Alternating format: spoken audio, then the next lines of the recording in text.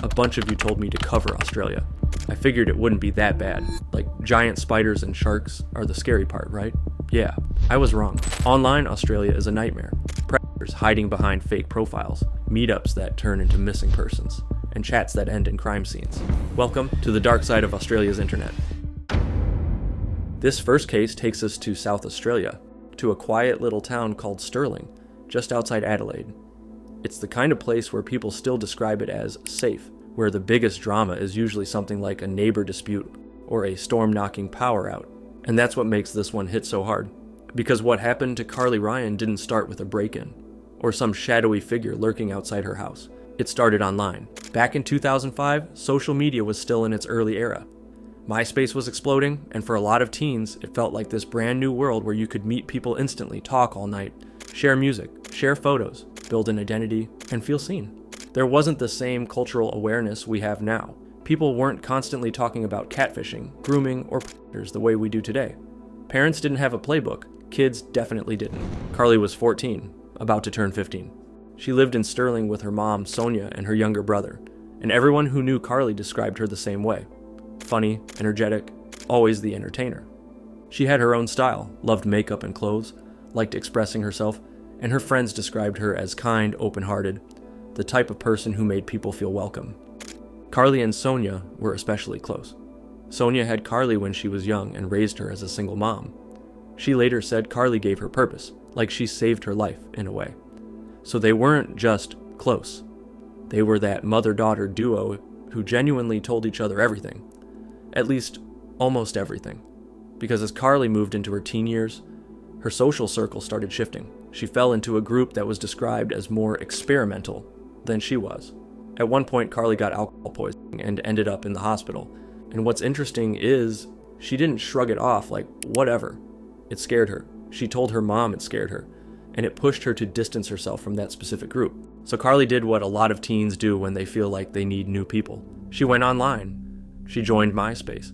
She also joined a site called Vampire Freaks, an alternative scene community that functioned like a social network too. Carly would tell her mom about the friends she was making online, and she seemed genuinely excited. It felt like she was finding new circles, new connection, a fresh start. And through that, Carly met someone who quickly became the center of her world. A 17-year-old boy named Brandon Kane. Online, he went by the username Corrupt Koala, and he was presented as an aspiring rock musician living in Melbourne with his dad. Carly fell hard, like that full teenage infatuation where you can't stop talking about the person, where everything feels intense and important. Sonia noticed the age difference, of course. 14 and 17 isn't nothing, so she tried to keep an eye on things without pushing Carly away. And whenever Sonia saw their messages, it looked normal. Music, travel, future plans, hopes and dreams. Nothing overtly sexual. Nothing that screamed danger. Brandon also talked to Carly's friends, which made it feel even more real. The friends were initially excited, like, okay, Carly has this long-distance boyfriend thing happening. And then Brandon's father started showing up in the background. A man named Shane. Shane would comment on posts, interact with them, and basically act like a supportive dad who approved of the relationship. Sonia later said Carly had grown up without her father, and that Shane's presence seemed to fill that gap emotionally. Carly liked the attention, liked feeling like she had this extended family attached to Brandon. Now, Carly is planning her 15th birthday party. She invites Brandon to come. This would be the perfect time for them to finally meet in person. But Brandon calls and says he can't make it. Carly is crushed, until Brandon suggests a compromise. His dad, Shane, will be passing through on a work trip and would love to stop by, meet the family, and drop off a present from Brandon. Sonia was hesitant, because yeah, that's still a grown man coming to meet your teenage daughter. But here's the thing. By that point, it didn't feel like a stranger. They had been around online. They'd been talking. Shane felt familiar. So Sonia agreed. On the night of Carly's birthday party, Shane arrives at the house wearing a security uniform. He even shows Sonia an ID badge. He's polite, friendly, talks to everyone. At first glance, he looks like exactly what he's trying to look like. A respectable dad doing a normal thing. He gives Carly Brandon's gift. And later, Sonia would learn the gift included things like underwear and a nurse outfit. So, even if the room didn't fully register it at the time, there was something wrong already, deeply wrong. As the night goes on, Sonia notices Shane is weirdly attached to Carly, hovering, oddly possessive. Carly stays calm, trying to be polite, trying to make a good impression. She wanted Brandon's dad to like her. She wanted this relationship to feel real. When the party ends, Shane says he's going to get a hotel. Sonia, being hospitable, tells him he can stay in the spare room instead. And the next morning is when Sonia sees something that flips her stomach instantly. She walks past Carly's room and sees Shane asleep on Carly's bed, fully clothed on top of the covers, and Carly's friends are in the room too. Sonia is horrified. She demands he leave immediately. And here's what's chilling. He doesn't argue. He doesn't explain. He doesn't apologize. He just gets up, quietly leaves, gets in his car, and drives away. After that, Sonia is done. She tells Carly she doesn't care how much she likes Brandon. Shane's behavior is unnerving and unacceptable. Carly admits that Shane behaved inappropriately, but Carly is emotionally hooked into the story she believes. Brandon loves her, Shane is his dad, and this whole thing matters. She begs her mom to fix it, to smooth it over. She doesn't want to lose the relationship. Sonia reacts like a mom in panic. She cuts the internet off, takes Carly's phone, threatens to call police. Carly freaks out.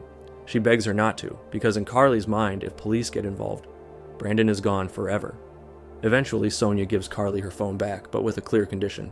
No more communication with Shane. Sonia emails Shane directly and basically says, "If you ever contact my daughter again, police will be involved." Shane responds viciously. He threatens legal action for defamation, insults Sonia, and he makes this controlling, almost possessive threat, saying that if Carly and Brandon continue, Carly will move in with them anyway. So Sonia will lose no matter what. That email matters because it shows something important.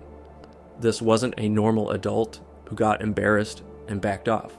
This was someone angry that his control was being challenged. Now fast forward. Almost a month passes. Carly seems more like herself again. On February 19th, she spends the morning with Sonia painting her nails and getting ready for a planned sleepover at a friend's house. Sonia had spoken with the friend's parents. The sleepover was normal on the calendar. As Carly leaves, Sonia later says they hugged over and over. 4 big hugs, like neither wanted to let go. Carly says, "Love you, Mom," and walks away. That was the last time Sonia saw her alive. Early the next morning, February 20th, police get a call. Horseshoe Bay, Port Elliot, about 50 miles south of Adelaide. Someone found the body of a young girl floating face down in shallow water. A pathologist confirms quickly, this isn't an accident. Around 9 a.m., Sonia tries to call Carly. The phone is off. And Carly was always on her phone, so that sets off immediate alarms. Sonia calls the friend's house. Carly never arrived. Sonia calls police, and police tell her they found a body matching Carly's description. No ID was found near the body. Sonia has to identify her daughter, and she says she knew the moment she saw the nail polish. News spreads fast. Carly's friends see her face on the TV. The town is shattered. Nobody can think of a reason someone would target Carly. At the beach, police find signs of a struggle. Broken jewelry scattered, blood drops in the sand, the tip of a latex glove. The autopsy shows 19 injuries, several blows to the head. The cause of death is described as a combination of facial trauma, smothering, and drowning. They also find cannabinoids in her blood and sand in her esophagus, meaning she was alive while her face was in that sand, fighting. Police pull CCTV footage from nearby businesses.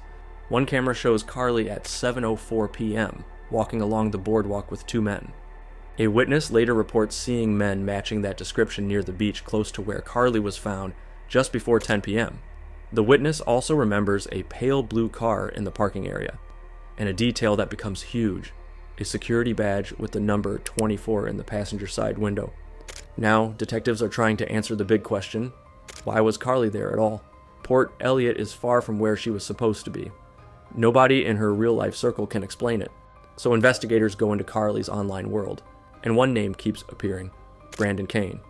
When they review messages, they see the romantic attachment, constant communication, but they also notice something darker. Messages to Carly's friends that become increasingly aggressive over time, manipulative, like someone trying to isolate Carly from anyone who might interfere. Police want to speak with Brandon, and they want to speak with Shane. Sonia tells police everything about the birthday party incident and shows them the email thread. Detectives track phone numbers Carly had been communicating with. The numbers trace to Melbourne and Adelaide, and phone data suggests travel toward Adelaide around the time of Carly's birthday party. But when detectives look up names attached to those numbers, they're fake. The details don't lead to real people. Some calls are linked to an area called Walkerville, close to Carly's home, and police investigate a caravan parked there. And they hit something real. 2 men matching the CCTV descriptions had stayed in one of the cabins. They drove a car matching what the witness described. That car is registered to a Melbourne address. 11 days after Carly's death, police go to that address. The pale blue car is parked outside. And in the window, the security badge. The address belongs to Gary Francis Newman, a 48-year-old father of 3. Police arrest him. He says nothing. Then they search his house. In a desk drawer, they find pages and pages of names, emails, and passwords, like a manual for deception. Investigators determined Gary had over 200 online personas. And yes, 2 of those personas were Brandon and Shane. While police are there, his computer shows open chats with other teenage girls, and he's logged in as Brandon. They also find fake photos, and evidence he used real details from family and friends to make the profiles look legitimate, so if someone checked, it felt like there were little proof points everywhere. They find something else that seals it, a camera taken from Carly's house on the night of her birthday party, and there's a photo of Carly standing with Gary, who she believed was Shane. The security uniform and badge were fake. The identity was fake. The entire Brandon story was a trap. And the boy seen walking with Carly that night? That was Gary's 17-year-old son. It's believed he was used to play the role of Brandon in person. Police believe Carly secretly agreed to meet them because she had waited so long to finally meet the person she thought she loved. She didn't tell her mom. Gary drove Carly and his son to Horseshoe Bay. And at some point, investigators believe Gary made advances. Carly refused, and Gary attacked her. Forensics indicate she fought for her life on that beach, at least 30 minutes. Gary was later tried and convicted of murder. He received a life sentence with a 29-year non-parole period. His son was cleared of charges, and his identity remains suppressed. And Carly's mom, Sonia, refused to let the story fade. She created the Carly Ryan Foundation focused on online safety education, trying to give parents and kids the awareness that didn't exist when Carly was lured in. Because this case is one of those early defining examples of a modern truth. Sometimes the stranger danger isn't a stranger in the street. It's a stranger who makes himself feel familiar through a screen first. People meet their person in all kinds of ways. Sometimes it's a friend of a friend. Sometimes it's work. Sometimes it's one random message that turns into daily conversations, inside jokes, and plans for a future that feels completely real. And that's what makes the Renee Marsden case so unsettling. Because on the surface, the official version sounds simple. A young woman is heartbroken, she goes to a known suicide location, and she jumps. But when you pull the thread even a little, you realize this story isn't just about heartbreak.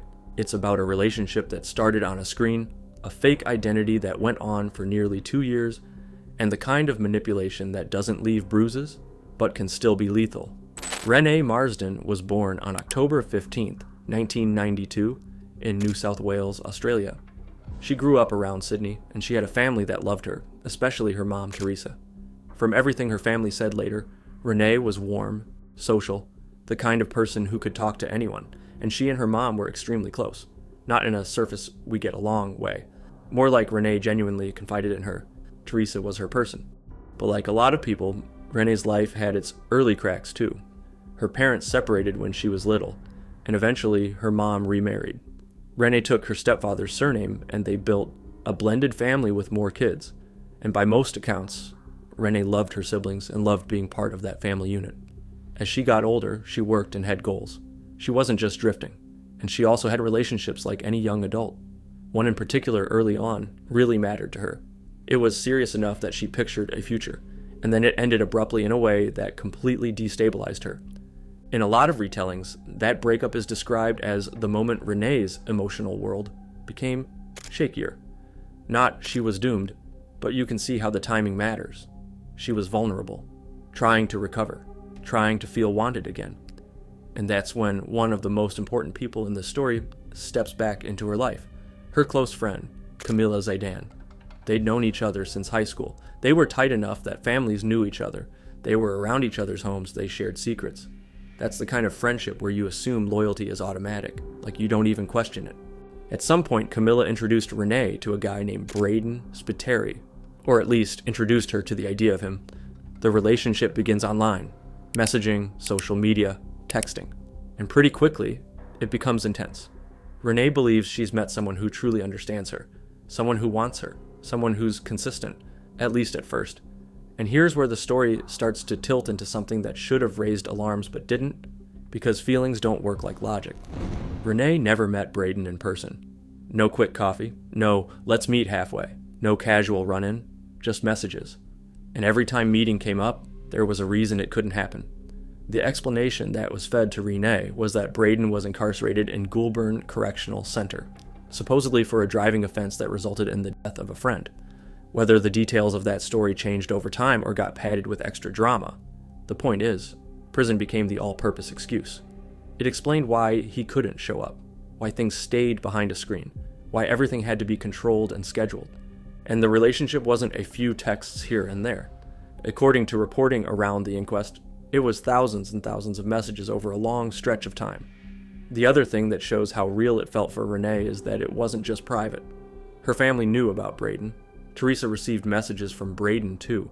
The persona wasn't only built for Renee, it was built to survive scrutiny. Renee was invested to the point where she did what a lot of people do when they think they've found the one. She made it permanent. She got Braden's name tattooed on her chest. That detail matters because it's not something you do for a casual fling. It shows you how deep she was in it. But while Renee's attachment grew, the relationship itself had a darker edge. It wasn't just romantic, it was controlling. There were patterns of jealousy, possessiveness, emotional whiplash. Hot one moment, cold the next. And when you're already emotionally vulnerable, that kind of push and pull can become addictive. You end up chasing the good version of the person. You blame yourself for the bad version. You try harder. You give more. And at the same time, Renee's friendship with Camilla was getting complicated too. People close to Renee later described Camilla as overly involved in Renee's life, sometimes aggressive, sometimes intense in a way that didn't feel like normal friendship. That's important, but I'll be careful with it because the clearest, most provable piece of this whole case isn't about vibes or rumors. It's about what police ultimately found. Camilla was Braden. So just sit with that for a second. The person Renee trusted as a best friend was also the person posing as her boyfriend behind the screen, meaning Renee was being emotionally steered from two directions at once. Camilla on one side, Braden on the other. And if you're wondering how this went on so long, part of the reason catfishing works is because it creates a private reality. It makes the victim feel chosen, special, seen. And when things don't add up, the catfish always has an explanation ready. The explanation becomes a tool. Prison is a tool. I can't meet yet is a tool. You don't understand what I'm going through is a tool. Fast forward to 2012 and 2013. There are signs Renee is not okay. At one point, when the release she was expecting didn't happen, she spiraled badly enough that she attempted to harm herself and ended up in hospital. This is one of the most heartbreaking parts of the story because it shows the power the relationship had over her mood and stability. Her family tried to intervene. They tried to redirect her. They tried to pull her back into real life. And for a moment, it looked like it might work. Renee did date someone else for a time. She even got engaged. But the Braden thread never fully snapped.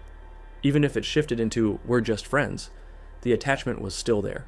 And when her fiancé asked her to choose him or Braden, Renee chose Braden. She ended the engagement. That's not a normal situation. That's not, oh, she just liked someone else. That's emotional captivity. The kind where the person you've never met somehow feels more real than the person in front of you. Now we get to the final stretch. July into early August 2013. Renee starts a new job. Coworkers notice she's not herself. And then Braden goes quiet for weeks. No responses. Nothing. Renee is reaching out over and over, trying to get him to answer, trying to get clarity. She's spiraling because silence is a kind of punishment in these dynamics. It's how control happens. The victim is left panicking, guessing, blaming themselves, doing anything to get the connection back. On August 5th, 2013, Renee finally gets a response. And it's essentially a breakup, a request for space, a line that lands like a door slam. Renee is out with a coworker when she reads it, and she breaks down. She's shaking, crying, completely overwhelmed. She leaves work early. She tries to contact Braden again. At one point, she calls Goulburn trying to reach him because she believes he is there. And then later that day, something shifts. Her mom notices she's emotional, but Renee tries to play it down. She even appears calm. dressed as if she's going out. And Teresa, for a moment, believes maybe the crisis has passed. Around the late afternoon, Renee leaves, but she isn't going to meet friends. CCTV later places her driving toward the Gap in Sydney's eastern suburbs, an ocean cliff overlooking the Tasman Sea. The Gap is sadly well known as a place where people go to end their lives. There are cameras, fences, safety measures, but it's still a location that carries that dark reputation. Renee parks her car and sends messages, some to Braden, and one to her mother that reads like a goodbye. And then, around 5:51 p.m., she climbs over the fence near a spot called Jacob's Ladder. Minutes later, she throws her phone into the ocean, and she jumps. Police respond. They find her car. Inside are personal items. On the windshield, in dust, a message. "I love you, Braden." Her family is living a nightmare, and it gets worse because her body is never recovered. Searches are done, but the ocean doesn't give her back. At first, the anger in the family is directed exactly where you'd expect, toward Braden. Teresa tries to contact him. Police go to Goulburn. And that's when the entire story collapses. There is no inmate named Braden Spiteri. No record. No person to interview. No boyfriend to confront. Nothing. So now detectives are asking, if Braden isn't real, who is? And the answer is sitting in plain sight. Camilla Ziden, the friend who was around the family, who was supporting Renee, who was part of the search, who was in the room while everyone was panicking. Over time, investigators determined Camilla had created and maintained the Braden identity and used it to engage Renee in an intimate relationship for nearly 2 years, communicating by SMS and via Facebook. There's also the photo piece, because every catfish needs a face. The Braden photo turned out to be a real guy named Cameron Lang, who had nothing to do with Renee. The photo came from a past encounter. Camilla had a picture with him from a nightclub, and his image was used to give Braden a believable identity. When Camilla is confronted, she eventually admits the core fact. Braden wasn't real. Braden was her. But she offers an explanation that authorities and Renee's family reject. She claims that she and Renee were actually in a real romantic relationship, and Braden was just a cover identity to hide it from disapproving family.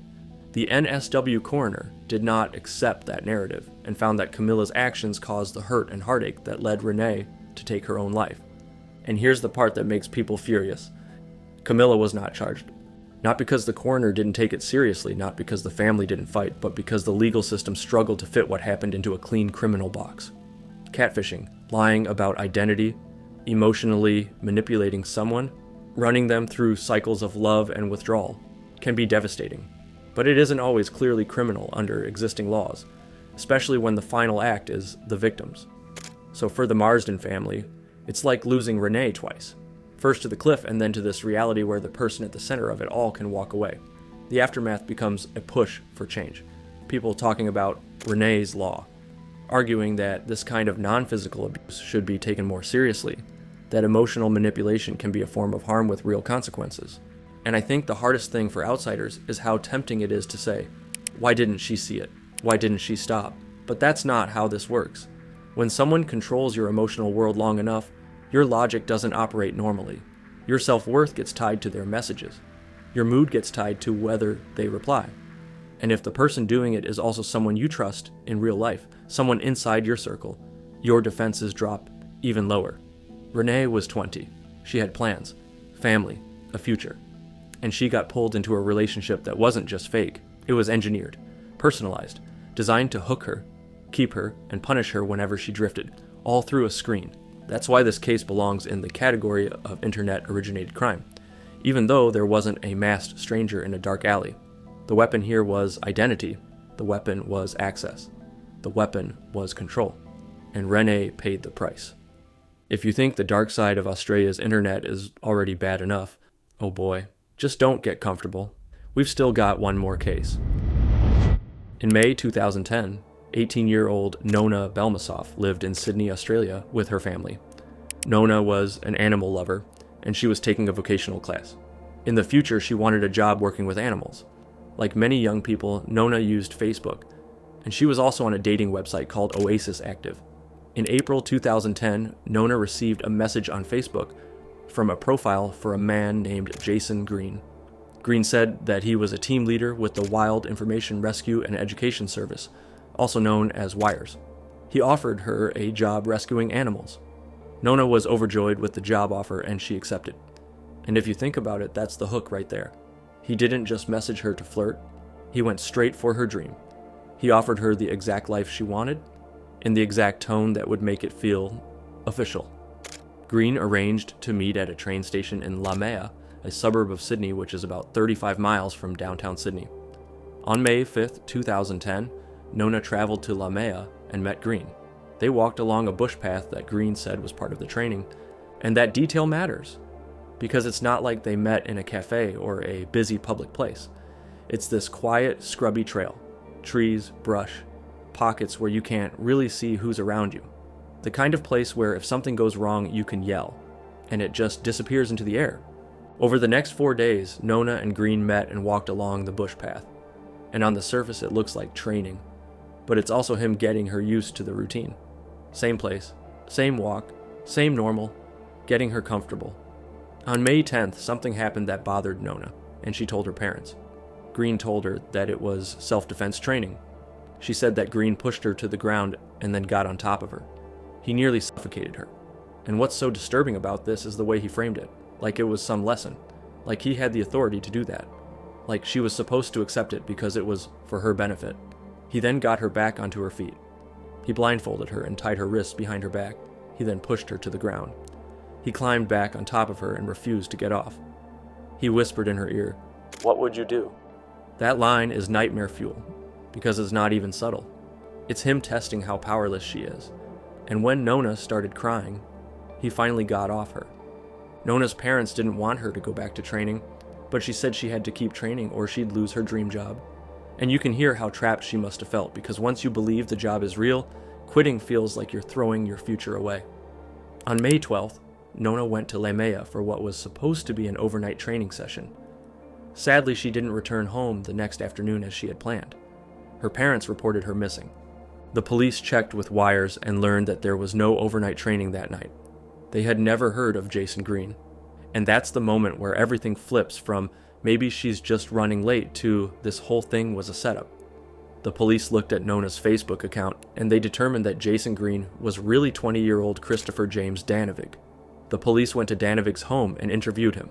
He admitted that he knew Nona, but didn't know anything about her disappearance. He said that they had met on Facebook and they were both interested in working for Wires.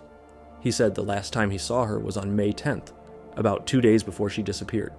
The police learned that on the day Nona went missing, someone had accessed her bank account and withdrew $170, which was the maximum amount. The police found CCTV footage of Danavig near the ATM, where the money was withdrawn. Danavig was brought to the police station.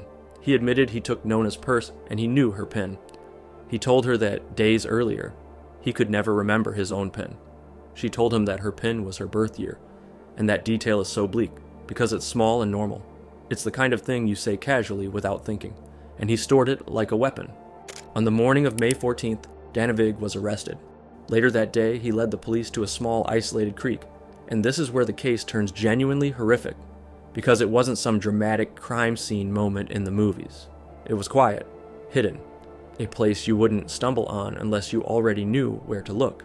Face down, fully clothed in the creek, was the dead body of 18-year-old Nona Belmisoff, just left there, like the water was supposed to do the work of hiding what happened. The kind of scene that's so still, it doesn't even look real at first. Danavig claimed that he had blacked out for 5 minutes. When he came to, Nona was face down in the water. He watched her for a few minutes and she didn't move, so he took her purse and left. But that story never sat right, because drowning isn't instant. Holding someone down isn't an accident. And if you come to and someone's face down in water, the normal reaction isn't to stand there, watch, then steal their purse and walk away. The police continued to investigate Danavig. A year and a half earlier, in November 2008, he had lured a 16-year-old girl into some bushland. He then grabbed her and held her at knife point. Some people happened upon them and rescued the girl. Danavig was arrested. In 2009, he was sentenced to 2 years in prison, but he was paroled after just 2 months in February 2010. 8 days after he was paroled, he met Nona on the dating website Oasis Active. Danavig was instantly attracted to Nona, but she didn't show any interest in him. So he cyberstalked her and learned about her interest. He then created the Jason Green profile on Facebook and connected with Nona. He subsequently offered her the fictitious job. And that's the internet part that feels the most chilling, because he didn't randomly pick her. He studied her. He learned the exact dream that would get her to show up. He used a fake do-good identity tied to animal rescue to make her feel safe. Following trial, an undercover police officer was placed in the same cell as Danevig. He confessed that he pushed her and she fell backward into the creek. She hit her head on some rocks, but she didn't lose consciousness, so he held her head underwater until she stopped breathing. And that's the detail that makes your stomach drop, because it means she was alive for it. She wasn't just found in water, she was forced under. And the setting makes it even worse. Not a big dramatic river, but a small creek. Isolated, quiet, like the world just carried on while it happened. However, he never gave a motive to the murder. In August 2011, Christopher Danevig pleaded guilty to murder. A year later, in August 2012, he was sentenced to a maximum of 27 years in prison, with a non-parole period of 21 years. And that's all for today. Thanks for staying until the end of the video. If you'd like me to explore the dark side of the internet in a specific country, leave it in the comments. Thanks for everything, and I'll see you in the next one.